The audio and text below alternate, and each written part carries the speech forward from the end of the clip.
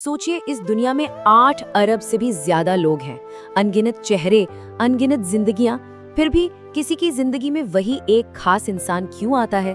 क्या ये सिर्फ एक इत्तेफाक है या फिर इसके पीछे हमारे अतीत की कोई अनसुलझी पहेली है जो इस जन्म में सुलझने के लिए आई है? जब कोई शादी करता है तो उसे यही लगता है ना कि ये उसका अपना फैसला है, उसकी अपनी पसंद है। लेकिन जरा सोचिए, अगर मैं कहूँ कि जिसे हम अपनी मर्जी समझ रहे हैं वो असल में किस्मत का लिखा एक ऐसा पन्ना है जो हमारे जन्म से भी पहले तैयार हो चुका था। चलिए इस गहरे रहस्य को एक कहानी से समझने की कोशिश करते हैं। ये कहानी है विवान और आर्या की, जो इस अनदेखे बंधन की एक जीती जागती मिसाल है। बहुत समय पहले की बात है, एक शांत से गांव में विवान नाम का एक नौजवान रहता था। उसके मन में अक्सर एक सवाल घूमता रहता था कि हम जिसे अपना जीवन साथी चुनते हैं वो क्या वाकई हमारी पसंद होती है या फिर यह हमारे पिछले जन्मों के किसी अधूरे रिश्ते का नतीजा है। उसी गांव में आर्या नाम की एक लड़की भी रहती थी। विवान जब भी उसे देखता था उसे एक बड़ा अजीब सा, एक जाना पहचाना सा एहसास होता था। उसे लगता था जैसे वो आर्या को सदियों से जानता हो। तो एक दिन विवान अपने मन की ये सारी उलझन लेकर एक ज्ञानी साधु के पास पहुंच गया। साधु ने मुस्कुराकर कहा, बेटा, तुम्हारी जिंदगी में आने वाला हर इंसान तुम्हारे ही कर्मों का आईना है। और विवाह, वो तो कोई संयोग है ही नहीं, वो तो तुम्हारे ही पिछले जन्मों के कर्मों का फल है। और हुआ भी कुछ ऐसा ही। कुछ समय बाद विवान और आर्या की शादी हो गई। जब वे अग्नि के चारों ओर फेरे ले रहे थे तो विवान को ऐसा लगा जैसे वो सिर्फ 7 फेरे नहीं बल्कि सदियों का कोई अधूरा सफर पूरा कर रहे हैं। साधु की बात बिल्कुल सच साबित हुई। तो विवान और आर्या की ये कहानी हमें एक बहुत बड़े सवाल पर लाकर खड़ा कर देती है। क्या शादी सच में एक इत्तेफाक है या फिर ये हमारे जन्म से भी बहुत पहले लिखी जा चुकी है कहानी है?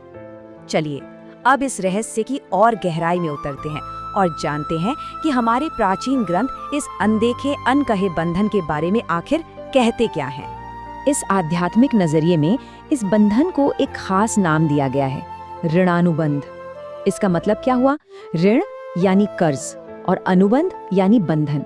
मतलब ये एक ऐसा कार्मिक कर्ज है, एक ऐसा अनदेखा खाता है जिसे चुकाने के लिए कुदरत 2 आत्माओं को फिर से एक दूसरे के सामने ले ही आती है। पता है, गरुड़ पुराण के अनुसार जन्म की 6ठी रात को विधाता हमारे माथे पर ललाट रेखा लिखते हैं और ऐसा माना जाता है कि इसमें 3 चीजें तो तय होती ही हैं, हमारी मृत्यु का समय, हमारे माता पिता और हमारा जीवन साथी। मतलब ये जोड़ा ऊपर वाला नहीं बल्कि हमारे अपने ही कर्म बनाते हैं। और शादी में जो 7 फेरे लिए जाते हैं ना, वो सिर्फ एक रस्म नहीं है, उन्हें एक तरह की रूहानी हथकड़ी कहा गया है। एक ऐसी हथकड़ी जिसे हम अपनी मर्जी से पहनते हैं ताकि पिछले जन्मों का सारा हिसाब किताब इसी जन्म में पूरा किया जा सके। अब ये जानना और भी दिलचस्प है कि ये जो कर्मों का लेन देन है ये अलग अलग रिश्तों में कैसे नजर आता है। गरुड़ पुराण में खास तौर पर 4 तरह के विवाहों के बारे में बताया गया है। पहला है शत्रु विवाह, जहाँ पिछले जन्म का कोई दुश्मन अपना बदला लेने के लिए जीवन साथी बनकर आता है। दूसरा है कर्जदार विवाह, जहाँ एक साथी दूसरे की सारी जमा पूंजी खत्म कर देता है क्योंकि पिछले जन्म में उसका कुछ कर्ज बाकी था। तीसरा होता है उदासीन विवाह, जिसमें ना ज्यादा प्यार होता है न नफरत, बस एक छोटा मोटा हिसाब किताब पूरा हो जाता है। और चौथा, जो बहुत ही रेयर है, वो है पुण्य विवाह, जहाँ 2 पवित्र आत्माएं एक दूसरे की जिंदगी को और बेहतर बनाने के लिए मिलती हैं। तो यहाँ सवाल ये उठता है कि अगर हमारी किस्मत, हमारा रिश्ता, सब कुछ पहले से ही लिखा हुआ है तो क्या हम सिर्फ अपनी तकदीर के हाथों की कठपुतली हैं? आखिर इंसान के हाथ में है क्या? एक उदाहरण से समझते हैं।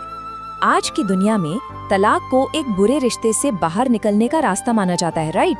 लेकिन कर्म का कानून कहता है कि ये सिर्फ एक टेस्ट है जिसे पोस्टपोन कर दिया गया है। अगर सबक सीखे बिना रिश्ता तोड़ा गया तो वही समस्याएं, वही दर्द किसी नए रिश्ते में, किसी नए चेहरे के साथ फिर से सामने आ जाएगा।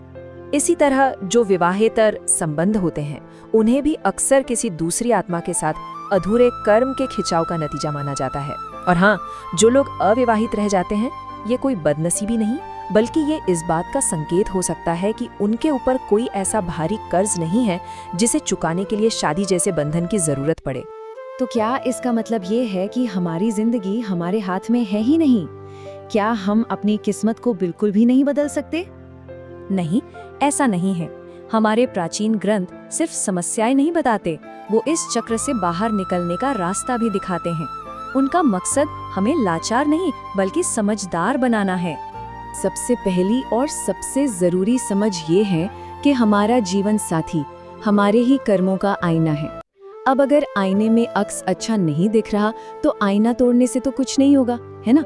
बात तो अपना चेहरा साफ करने से ही बनेगी। इसका एक बहुत ही शक्तिशाली उपाय बताया गया है, क्षमा का मार्ग।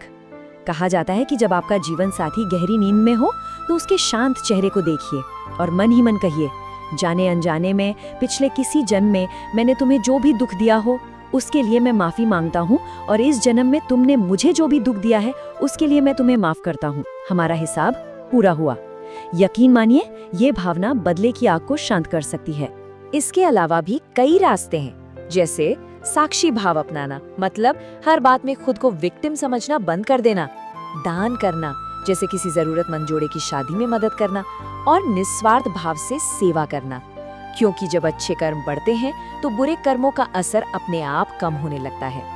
आखिर में बस ये समझना सबसे जरूरी है कि एक मुश्किल रिश्ता कोई सजा नहीं है, ये तो हमारी आत्मा के विकास के लिए बनाया गया एक स्पिरिचुअल करिकुलम है।